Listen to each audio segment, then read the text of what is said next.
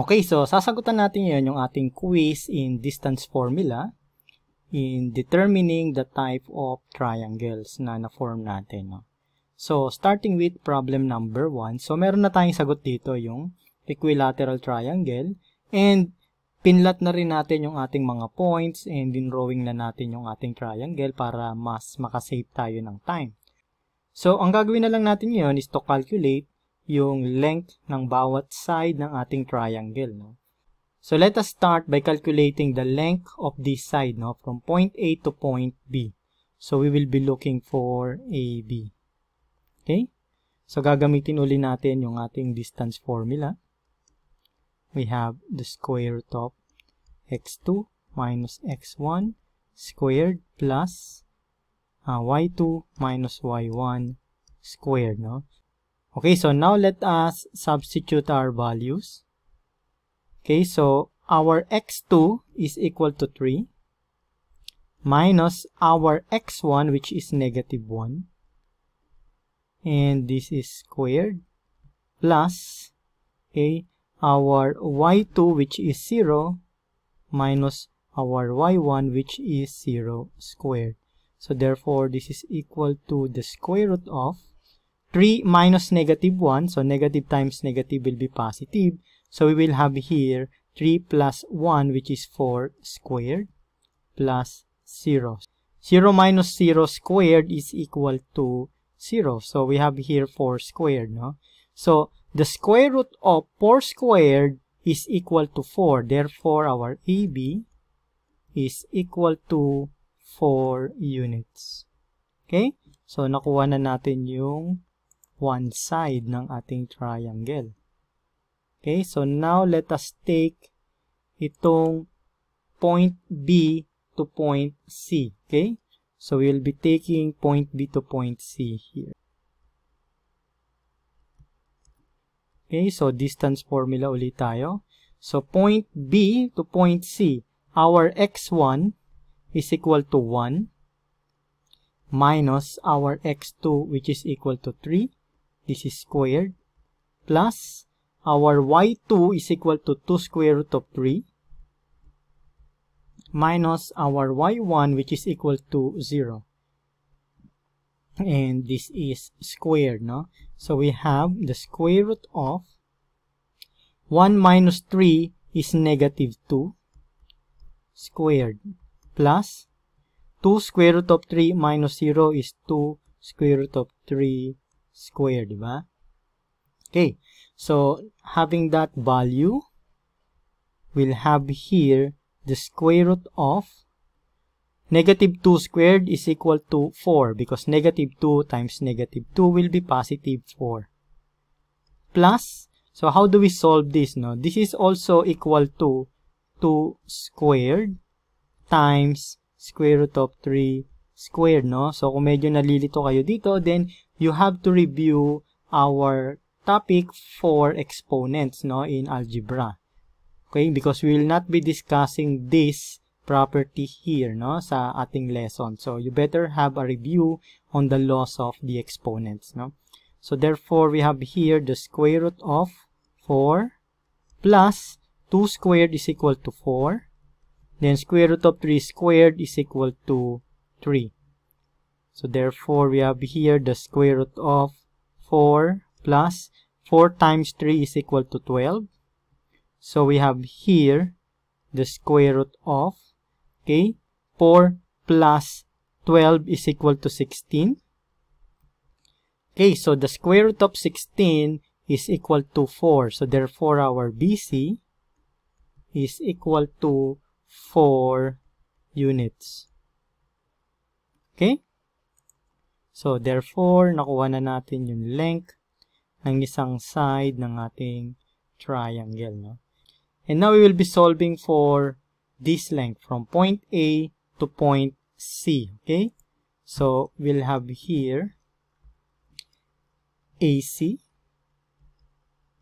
is equal to, okay, so what is our x2? Our x2 is equal to 1 minus our x1 which is equal to negative 1. And this is squared plus Okay, we have y2, which is 2 square root of 3, minus y1, which is equal to 0. And this is squared. Okay, so now this is equal to the square root of, okay, 1 minus negative 1. So negative times negative will be positive. So we will have here 1 plus 1, which is equal to 2 squared. So plus, okay, 2 square root of 3 minus 0 is equal to 2 square root of 3 squared. Okay, so now we have here the 2 squared is equal to 4 plus, so this one is the same as this, no? So we know that this is also equal to 2 squared, which is equal to 4, and square root of 3 squared, which is equal to 3, no? So this is the same as this, no? Medyo nalito kayo paano ko nakuha yan. I just distributed our exponent, okay, and then put it here separately. So it is the same as this. Ito ginawa natin siya in detail, no? So we have here the square root of 4 plus 12. So this is equal to the square root of 16. So our AC is equal to 4 units. Okay? So nakuha na rin natin yung value ng ating third side, okay, ng ating triangle. So all of our sides are equal to 4 units. Therefore, we have here an equilateral triangle. Okay? So tama yung sagot natin dito, which is letter B. Now, let's go to problem number 2. Okay, so in problem number 2, ang sagot natin is isosceles. Ito yung ating triangle, no? So, let us solve for the value ng mga sides ng ating triangle. So, starting with our side AB, no? So, I have here AB is equal to the square root of, so our x2 is equal to 2 minus our x1, which is equal to 6 squared, plus our y2, which is equal to negative 4, okay, minus our y1, which is equal to 1. Okay, so this is equal to the square root of 2 minus 6 is equal to negative 4 squared, plus negative 4 minus 1 is equal to negative 5 squared, no? Okay, so we'll be solving that. We have the square root of negative 4 squared is equal to positive 16, because negative 4 times negative 4 is equal to positive 16. Then plus negative 5 squared, which is equal to positive 25, because negative 5 times negative 5 is equal to positive 25. So we have here the square root of 16 plus 25, which is equal to 41. Therefore, our AB is equal to the square root of 41 units. Okay? So, nakuha na natin yung isang side ng ating triangle. Okay, now we'll go to the other side, which is BC.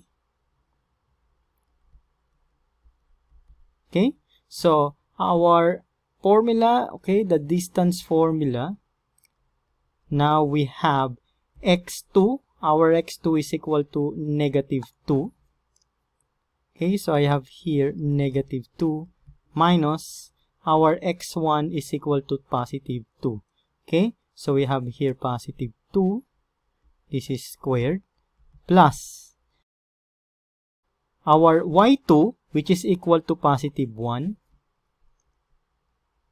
minus y1, which is equal to negative 4. Okay, so we have here negative 4, and this is squared. So let us calculate for this one.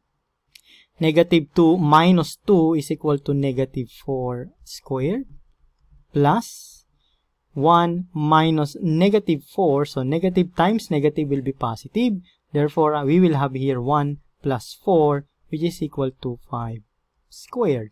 Okay. So now, let us calculate. negative 4 squared will be equal to positive 16 because negative 4 times negative 4 is equal to positive 16. Then plus 5 squared, which is equal to 25. So therefore, our BC is equal to the square root of 41 units. Okay? So we already solved the second side ng ating triangle. Now we're going to calculate for the third side, which is from A to C. Okay? So we will have here AC. And this is equal to the square root of our x2. Our x2 is equal to negative 2 minus our x1, which is positive 6. This is squared plus our y2, which is equal to positive 1 minus our y1, which is equal to positive 1. Okay, so this is squared. So now we will have here the square root of negative 2 minus 6 is equal to negative 8 squared plus 1 minus 1 is 0. So 0 squared is equal to 0. So therefore, our AC will be equal to the square root of negative 8 squared, which is equal to the square root of negative 8 times negative 8 will be positive 64. Okay? 64 is a perfect square. Therefore, our AC is equal to 8 units because 8 times 8 is equal to 64. Okay? So now we got the third side of our triangle. So, ang sides ng ating triangle na to, dalawa lang yung may equal na side, no? This one has a different length. So, yung length natin ng AB and BC are equal. Therefore, our triangle is an isosceles triangle because isosceles triangle are those triangles having two equal sides. Okay? Now, let's go to problem number 3. So, ito yung ating problem. Ito yung ating graph. Okay? So, ito na yung pinlat natin ng mga points and then we connected them to form a triangle. And on this sample, our answer is letter C, which is right triangle. Therefore, we are having a 90-degree angle right here. But to prove that, we have to solve it, no? So, let us get first the sides ng ating triangle, yung length ng all sides of our triangle, starting with AB, which is equal to the square root of, okay, our x2, which is equal to 4, minus x1, which is equal to 1, and this is squared, plus our y2, which is equal to negative 1, minus our y1, which is equal to negative 1 as well. And this is squared. So this is equal to the square root of 4 minus 1 is equal to 3 squared. Okay, plus negative 1 minus negative 1 will be equal to 0. And 0 squared is equal to 0. Okay, so we have here the square root of 3 squared. That means our AB is equal to the square root of 3 squared, which is equal to 3 units. Okay? So, nasagutan na natin yung length ng first side ng ating triangle. Okay? So, now, let us solve the next side, which is from B to C. Okay? So, we will be solving from B to C. Okay? So, our x2 is equal to 4.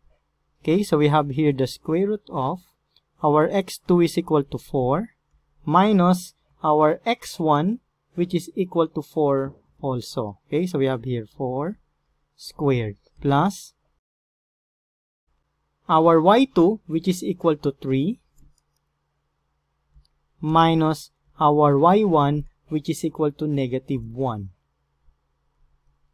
And this is squared. Okay, so our answer here will be the square root of 4 minus 4 is 0. So 0 squared is equal to 0. Plus 3 minus negative 1. So negative times negative will be positive. So we will have here 3 plus 1, which is equal to 4 squared. Okay. So therefore, we will have here the square root of 4 squared. So our BC is equal to square root of 4 squared, which is equal to 4 units. Okay, so na-solve na natin yung second side ng ating triangle. So, kunin na natin yung side, okay, from point A to point C. This is the third side ng ating triangle. Okay, so distance formula. Our x2 is equal to 4 minus our x1, which is equal to 1. This is squared, plus our y2, which is equal to positive 3, minus our y1, which is negative 1. And this is squared.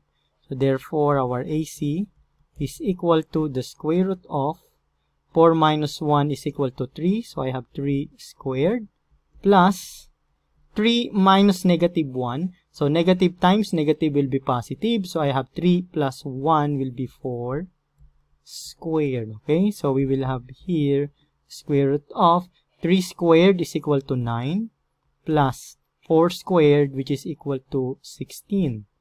Therefore, we have here the square root of 16 plus 9, which is equal to 25. So therefore, our AC is equal to the square root of 25, which is equal to 5 units. Okay? So this is the side of our points from A to C, no? Ito yung side ng triangle na to. Okay, now we have all the sides of our triangle. No? Alam na natin yung mga length nila. But how are we going to prove that this is a right triangle? It has to follow the Pythagorean theorem, di ba? And from this graph, you can see that AC is our hypotenuse.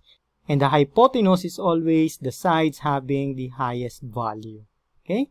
Which is 5 on this case, no? So, okay, so our Pythagorean theorem states that our hypotenuse squared is equal to the sum of the square of the two sides of our triangle. So let us say we have the horizontal as x and the vertical as y. Okay, so this is our Pythagorean theorem.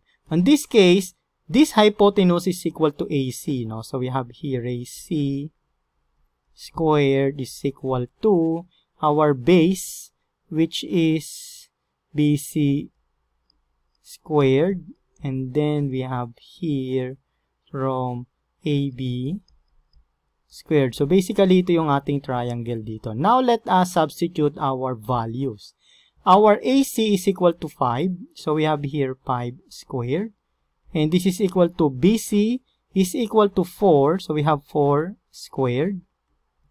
Then plus our AB here is equal to 3 units. So we have here 3 squared. Okay, so if this follows the Pythagorean theorem, this should be equal to this. Kapag nag-equal sila, that means it is following our Pythagorean theorem. Therefore, our triangle is indeed a right triangle. So 5 squared is equal to 25 is equal to 4 squared, which is equal to 16. Then plus 3 squared is equal to 9. So 25 is equal to 16 plus 9, which is equal to 25. So, kung nakikita natin dito, it becomes equal. Therefore, we have a right triangle here. Okay? Because it follows the Pythagorean theorem. This is the Pythagorean theorem. Okay? Now, let's go to the next problem. No? Problem number 4. We have this triangle coming from these points. And our answer here is isosceles. Okay? So, let us try to solve it starting from point A to B. No? So, we have AB is equal to the square root of our x2, which is equal to 3, minus our x1, which is equal to negative 3. This is squared. Plus our y2, which is equal to 3, minus our y1, which is equal to negative 3, and this is squared, no? So now we have here the square root of 3 minus negative 3. So negative times negative will be positive. So we will have here 3 plus 3, which is equal to 6. So we have here 6 squared plus 3 minus negative 3. So negative times negative will be positive. So we will have here 3 plus 3, which is equal to 6 squared. No? Okay, so now we have here, we can factor out 6 squared here. Okay? So napag-aralan na natin yung factoring sa algebra. We can do that. You can actually solve for this. So 6 squared is equal to 36 plus 6 squared is equal to 36. Okay, so that will be okay. You can do that. But I'll just show you a different way to solve this. I will factor out 6 squared here. So I will have here 6 squared. So ilalabas ko lang siya dito sa ating group, no? Then I will have 1 plus 1. Okay, therefore, this is equal to 6 squared, okay, times 2. Okay, so that is how it will be, no? So in that case, we can solve this as 6 squared times square root of 2. It will be written this way also as per our rule of radicals. So now, the square root of 6 squared is equal to 6, and this is multiplied to the square root of 2. Okay, and this is our AB. It is equal to 6 square root of 2 units. Okay, so we are able to solve for the one side of our triangle. Okay, so sana hindi kayo narilito dito, no, kung paano natin nakuha itong value ng ating square root right here. Because this is just equal to this one. You just factored out itong 6 squared. So, ginawa na natin yan sa algebra, no, in factoring. So, if you will see this 6 squared times 1 plus 1, if you do distributive property, so 6 squared times 1 will be 6 squared. Then plus 6 squared times 1 will be 6 squared, no? So, it is just the same as this one. Ang nakikita natin dito, no? So, this is what we did here. We just factor it out para mas madali natin siyang masosolve. Okay, so now let us go to the next side of our triangle, which is from B to C. So, from B to C, no? Our C is having coordinates negative 4 and 4, and our B is having coordinate 3 and 3, no? So, let us use distance formula. We have here the square root of our x2 is equal to negative 4, and our x1 is equal to positive 3. So, we'll have here negative 4 minus positive 3 squared plus, okay, our y2 minus y1 will be equal to positive 4 minus 3. And this is squared, okay? So let us now solve this. We will have here the square root of negative 4 minus 3 is equal to negative 7 squared plus 4 minus 3 is equal to 1 squared. So therefore, we have here the square root of negative 7 squared, which is equal to positive 49. Because negative 7 times negative 7 is equal to positive 49. Plus 1 squared is equal to 1. So therefore, we have here square root of 50. Okay? And 50 is also equal to 25 times 2. So we have here 25 times 2, diba? So, by the rule of roots, okay, and radicals, this one can be written as the square root of 25 times the square root of 2. Okay? So therefore, our BC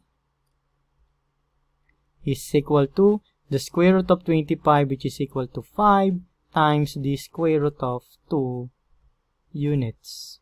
Okay, so this is the second side of our triangle. So we have 5 square root of 2 units. Now, we'll solve yung third side ng ating triangle, which is from A to C. Okay, so we will have here AC. And this is equal to the square root of our x2, which is equal to negative 4, minus our x1, which is equal to negative 3. This is squared, plus our y2, which is equal to 4, minus our y1, which is equal to negative 3. This is squared. Okay? So, now we will solve this. We will have the square root of negative 4 minus negative 3. So, negative times negative will be positive 3, no? So, we will have negative 4 plus 3 will be equal to negative 1 squared, plus 4 minus negative 3, which is negative times negative will be positive. So, we will have here 4 plus 3 will be equal to 7 squared. Okay? So, we will have here negative 1 squared will be positive 1 because negative 1 times negative 1 will be positive 1, plus 7 squared is equal to 49. So, we will have here the square root of 50. And 50 is also equal to 25 times 2. So, by rules of radicals and roots, we will have here square root of 25 times square root of 2. So, therefore, our AC is equal to the square root of 25, which is 5, times square root of 2 units. Okay? So, this is our answer here. And as you can see, two sides of our triangle are equal. So, therefore, this is an isosceles triangle. Ito yung ating answer for number 4, which is letter A sa ating mga choices. And now, for the last problem. We have a problem here. So, ito yung ating points. So, pinlat na natin in creating this triangle. So, we have two answers here. The triangle is both right and isosceles. Okay, so we are going to show it to you right now. First, we need to get the sides of our triangle, no? Yung length ng bawat sides ng ating triangle. So, let us start with AB. So, we'll get the side AB. So, from here to here. So, I'll have our x2, which is equal to 0, minus our x1, which is equal to positive 4. So, this is squared, plus our y2, which is equal to 0, minus our y1, which is equal to negative 3. And this is squared. So, we'll have here the square root of 0 minus 4 will be equal to negative 4 squared, plus 0 minus negative 3. So, negative times negative will be positive. So, we'll have positive 3 squared here. And then we'll have the square root of negative 4 squared will be positive 16. Because negative times negative will be positive, no? Then plus 3 squared is equal to 9. Okay? So, therefore, this is equal to the square root of 16 plus 9, which is 25. So, our AB is equal to the square root of 25, which is 5 units. Okay? So, nakuha na natin yung length ng isang side ng ating triangle. Now, we'll be solving the length of our triangle from point B to point C. Okay? So, we have point B to C. Distance formula ulit tayo. Let's get our x2. Our x2 is equal to 3. Then, minus our x1, which is 0. So, we have 3 minus 0. this is squared, plus our y2, which is 4, minus y1, which is 0. So we have 4 minus 0. So we have here 4 minus 0, and this is squared. So this is equal to the square root of 3 minus 0 is 3 squared, plus 4 minus 0 is 4 squared. So we have here the square root of 3 squared is 9, plus 4 squared, which is equal to 16. So therefore, this is equal to the square root of 25. So our BC is equal to 5 units.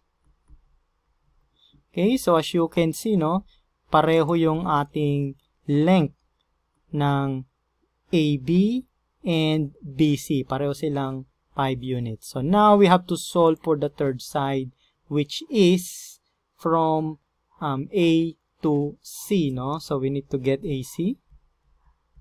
So distance formula ulit tayo.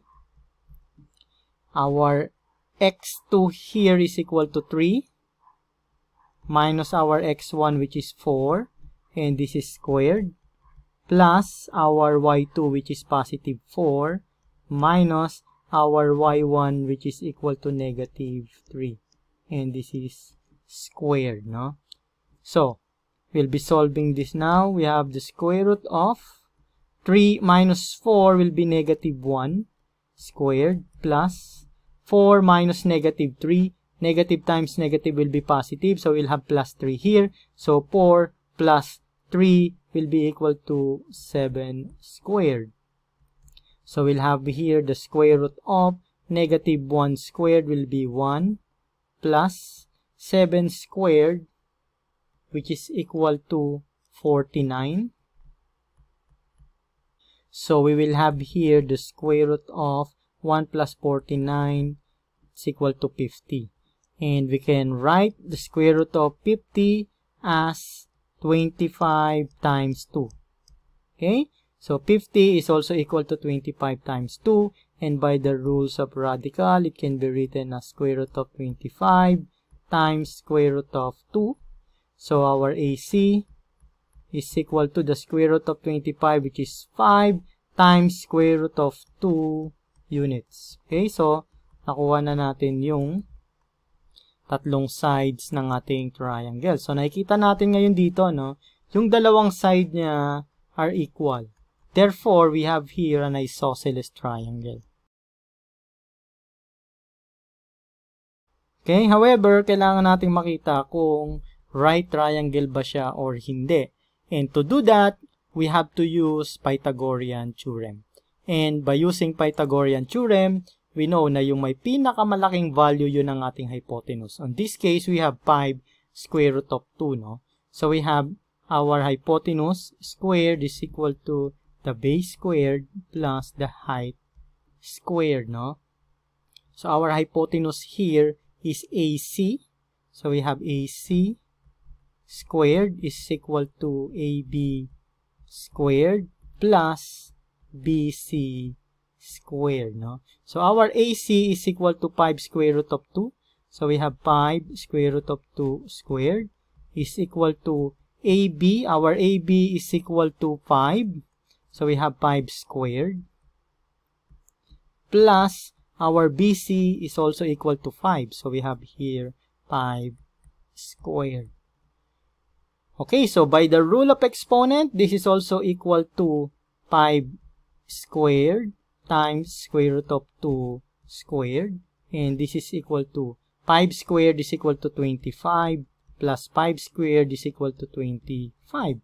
So 5 squared is equal to 25, okay,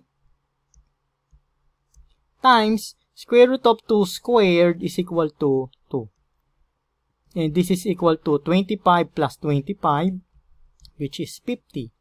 Now 25 times 2 is also equal to 50. So we have equal values here. That means it follows the Pythagorean theorem. Okay, so this means it follows the Pythagorean theorem. Therefore, we have here a right triangle. Okay? Kaya ang answer natin dito is dalawa. It is isosceles triangle dahil two sides are equal. Okay? And it is also a right triangle because it follows the Pythagorean theorem. Okay? So, I hope nakuha ninyo yung tamang sagot. Kung hindi naman, I would suggest you again take the exam and solve it until you are confident that you can answer the same question when you have quiz in your school. Okay?